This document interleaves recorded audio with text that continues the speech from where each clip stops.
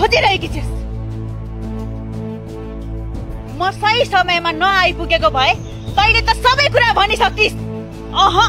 अब त मलाई तेरो विश्वासै लाग्न छोडिसक्यो। जुन बेला पनि तैले सबै कुरा खोल्न सक्छस् त्यसपछि त मेरा सबै प्लानहरू चौपट हुन्छ।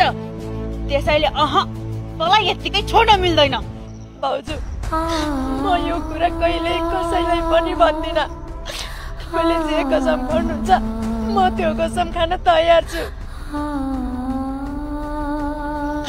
तर मलाई यहाँबाट छोडिदिनुहोस् न भाउजू। ठिक छ, तैले बिन्ती गरिस् म एकचोटिलाई छोडिदिन्छु, तर एउटा शर्तमा। एउटा शर्त मात्रै किन भाउजू, म हजुरको हजारौं शर्त मान्न तयार छु। तर बिन्ती छ भाउजू, मलाई यहाँबाट छोडिदिनुहोस् न। यो कुरा म कसैलाई भन्दिनँ भनेर कसम खा। भाउजू, म यो कुरा मर्न पर्यो भने पनि कसैलाई भन्दिनँ। जुन दिन यो कुरा भन्छु त्यो दिन दाइ, आमा, म एउटै चेनमा मर्नु पर्यो। सीता, मलाई यसको विश्वास लाग्दैन।